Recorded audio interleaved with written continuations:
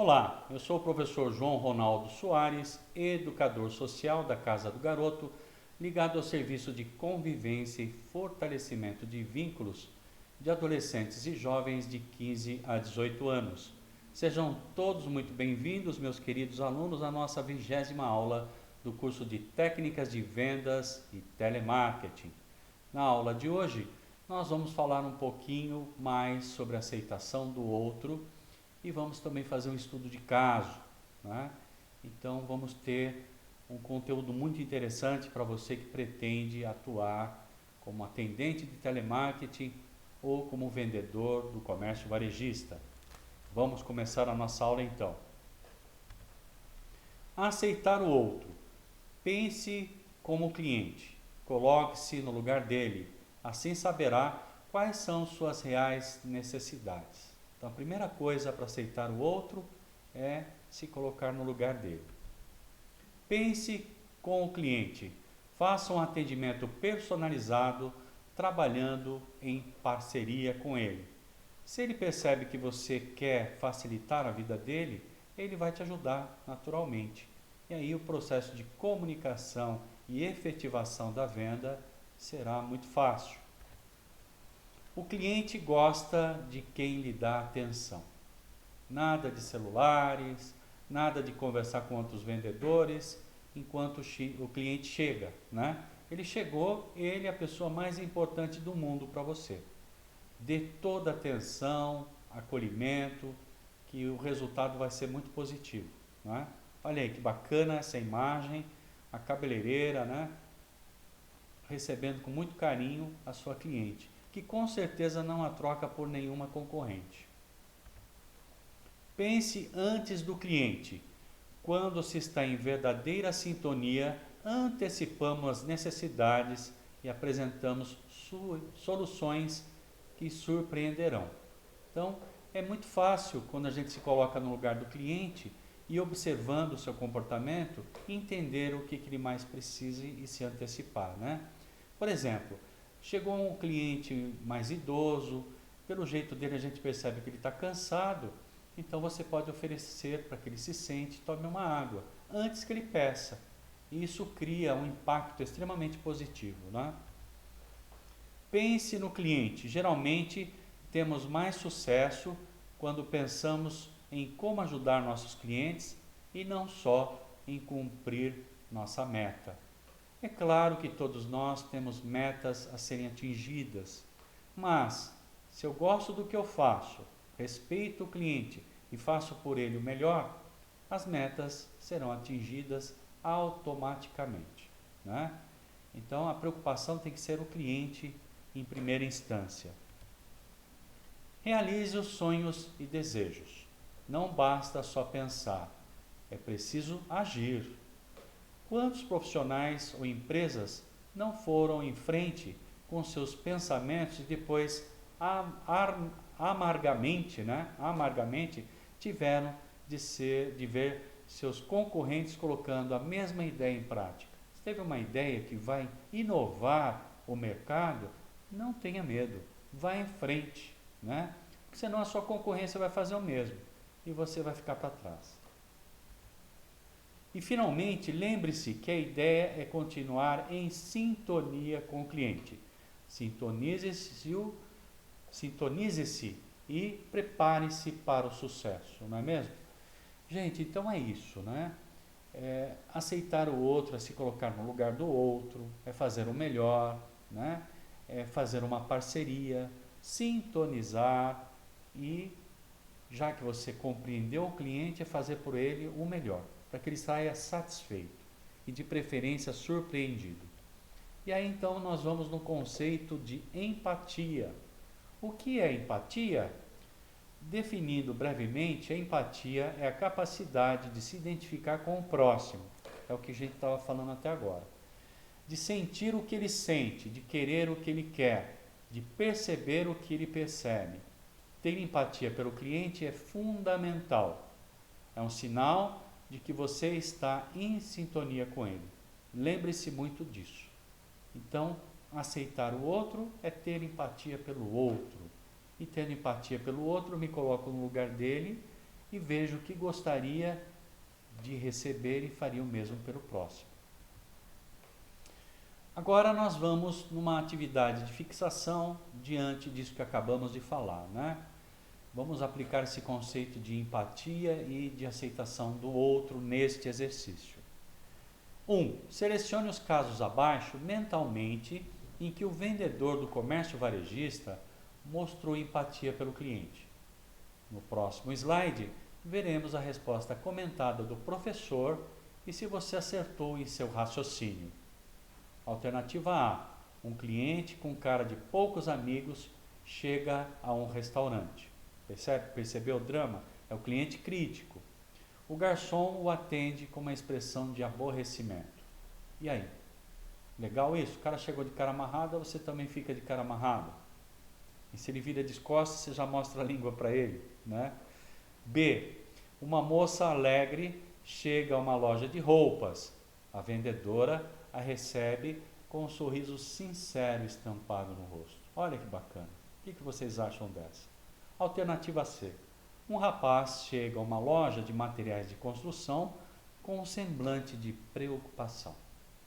Uma atendente com expressão séria, né, se sintonizou com ele, pergunta: olá moço, está tudo bem? Posso fazer alguma coisa por você? Posso ajudá-lo? Ou alternativa D. Uma senhora idosa com dificuldades para respirar chega à farmácia. O atendente diz: minha senhora, olha que belo dia, em que lhe posso ser útil? Super sorridente. E aí? Qual das 4 alternativas, ou qual delas, que pode ser mais de uma, que corresponde à aceitação e empatia com relação ao cliente? Se você precisar de mais um tempo, paralise o vídeo e depois você vai ouvir a minha resposta comentada. Eu vou seguir adiante. Resposta comentada. Você compreendeu que demonstramos empatia ao identificar ao outro quando nos colocamos em seu lugar e sentimos o que está sentindo, demonstrando genuinamente que nos importamos com ele. Resposta correta é B e C. Vamos dar uma nova olhada? A B é uma moça alegre, chega no ponto de vendas, né, na loja de roupas. A vendedora recebe com um sorriso estampado no rosto. Entrou em sintonia, né? Um rapaz chega a uma loja de materiais de construção com um semblante preocupado, né, de preocupação. Uma atendente com expressão séria pergunta: olá, moço, tudo bem? Posso ajudá-lo? Mas não sorri, né? Não sabe o que está se passando por ele, então se sintoniza. E a última e a primeira não tem nada a ver, não é? Então vamos à frente. Pergunta de acompanhamento. Em um atendimento público de qualidade, é necessário dar atenção ao cliente, acolhendo-o com boa vontade e respeito, escutando-o com paciência e suprir suas necessidades. Devemos também aceitá-lo como ele é. Você sabe dizer por que devemos aceitá-lo? Por que é importante aceitar o cliente como ele é?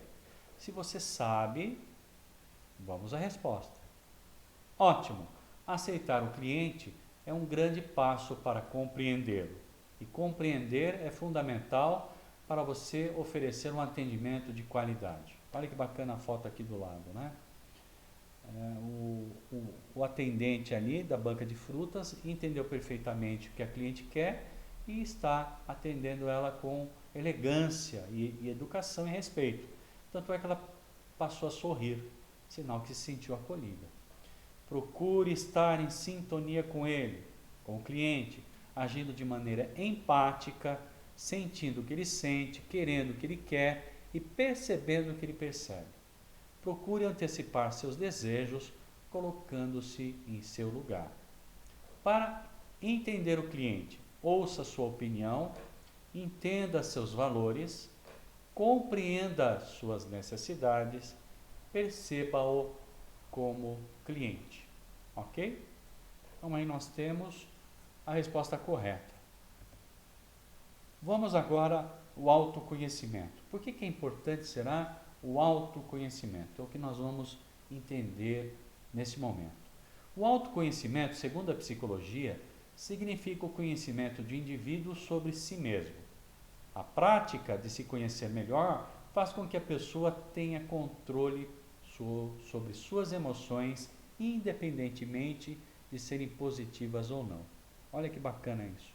Então, o autoconhecimento tem tudo a ver com as competências socioemocionais que tanto se fala hoje, né? Inteligência emocional.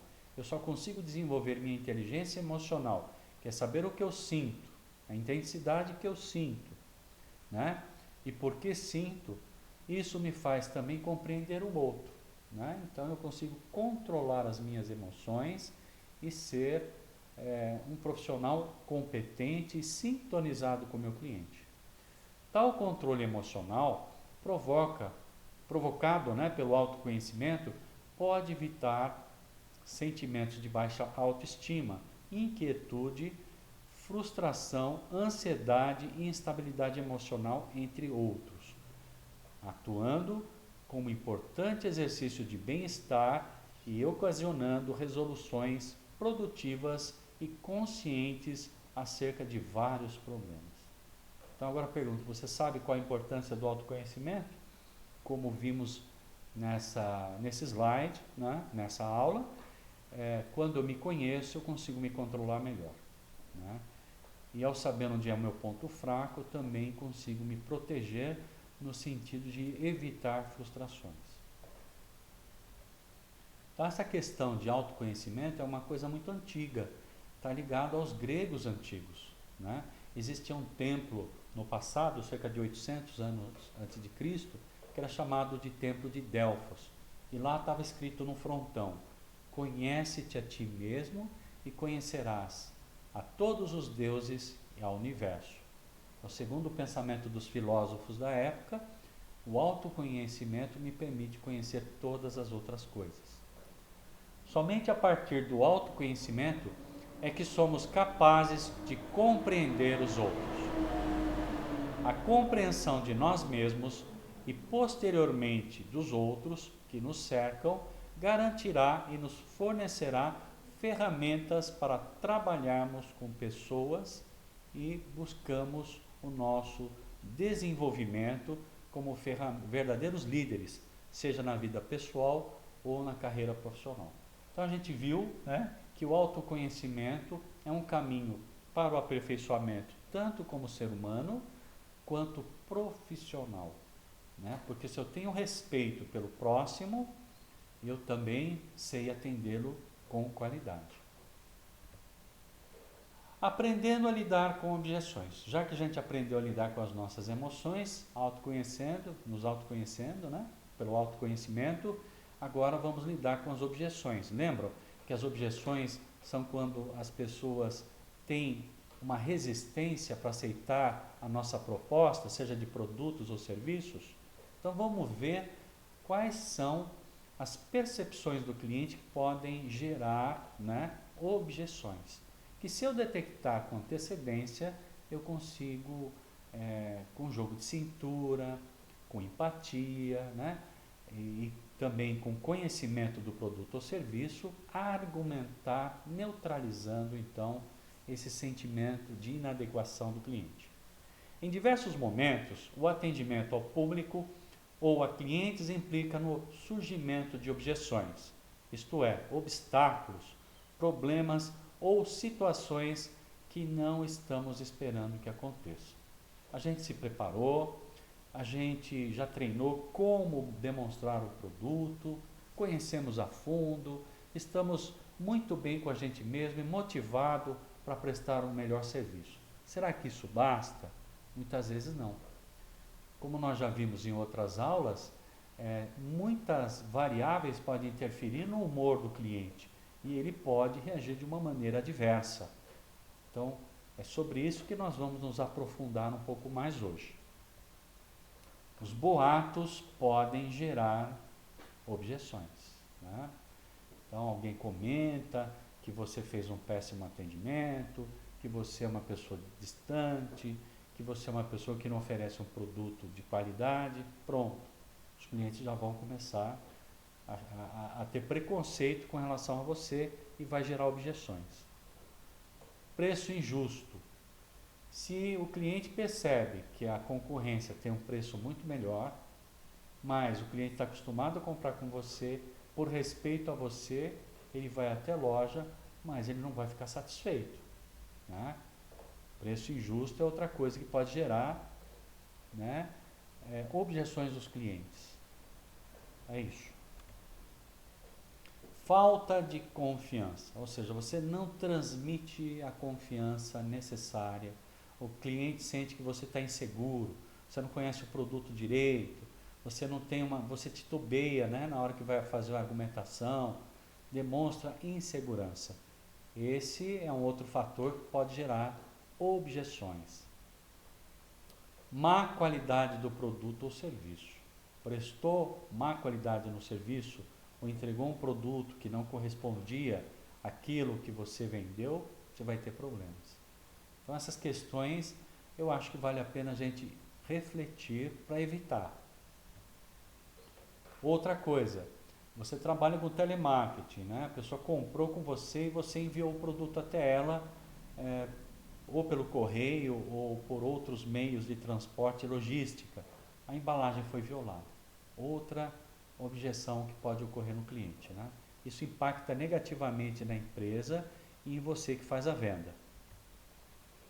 Demora no atendimento, né?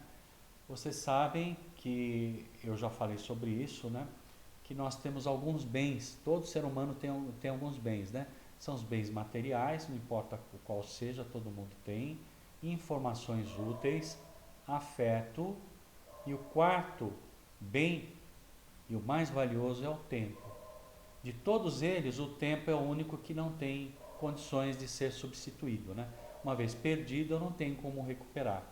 Um exemplo disso é eu te dizer, você nunca mais vai ter a mesma idade que tem hoje. Então, por isso a gente tem que respeitar o tempo do outro, né? Principalmente quem atua na área da saúde, né? As pessoas estão acostumadas a esperar no mínimo 1, 2 horas. Então, é outra questão que pode gerar objeções. Alteração no produto. Eu comprei um produto A, entregue um produto B. Eu pedi um produto da cor X, chegou um produto da cor Y, né? Isso gera realmente muita crítica e muita resistência por parte do cliente. Pouca durabilidade no produto é outra objeção frequente, né? Olha lá, comprou um celular, um pequeno tombo e o celular ficou praticamente branco, todo detonado, entre aspas, né? Então é outra questão que também pode gerar objeções por parte do cliente. Sentimentos subjetivos, né, que nós já falamos que existem vários fatores que podem interferir nisso na vida do cliente. O medo, a culpa e a raiva também podem interferir. Desvantagens competitivas. O cliente comprou com você, semana seguinte o concorrente está vendendo pela metade do preço, né? A concorrência oferece, por exemplo, suco, água gelada, tem um playground para a mãe poder deixar a criança enquanto faz a compra e você não tem. Então, isso são desvantagens competitivas. Estacionamento também é outra desvantagem. Tem loja que é muito boa, mas não tem estacionamento. A concorrência que tem estacionamento acaba vencendo. Isso pode gerar também objeções. Então, aprendendo a lidar com todas essas objeções que nós vimos, né? Pense positivo e mantenha a ética profissional. Respeito ao cliente e à empresa para a qual você trabalha, em todas as situações, né? É preferível dizer uma verdade e perder o cliente, estou sendo franco, do que mentir para o cliente, ele comprar o produto e voltar depois decepcionado com você. Você sabe que a relação cliente-fornecedor é uma relação baseada no respeito, portanto, nos valores de honradez, verdade e justiça. 2. Veja o lado bom da resistência, como uma oportunidade de destacar os benefícios do produto ou serviço.